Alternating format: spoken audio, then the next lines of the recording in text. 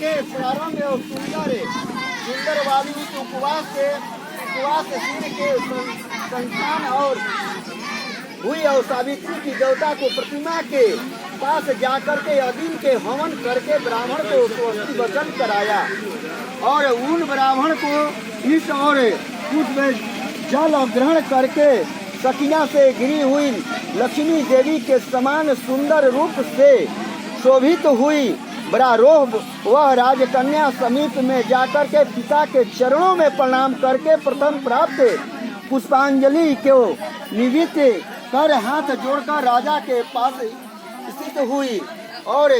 जुआ अवस्था में प्राप्त हुए और देख करके राजा के उसके विषय में मंत्रियों को सलाह लेकर के राजा के कन्या से कहने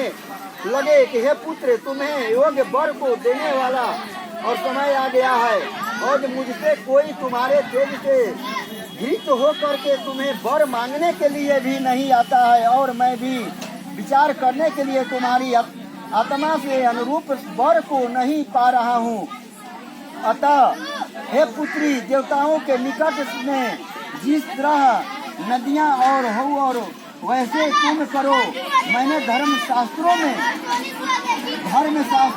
पढ़ा हुआ और लिखा हुआ है कि इतना भी और यदि पिता के गृह में रहती हुई विवाह के पहले भी जो कन्या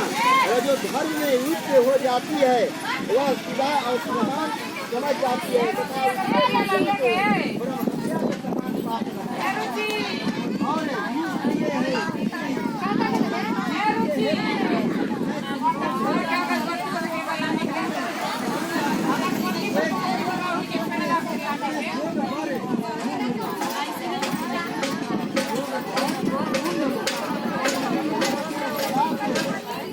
तपोवन में चल रही सावित्री और वहाँ पहुँच करके माननीय वृद्धि जनों के प्रणाम करके सभी और आश्रम में जाकर के पूर्ण मंत्रियों के साथ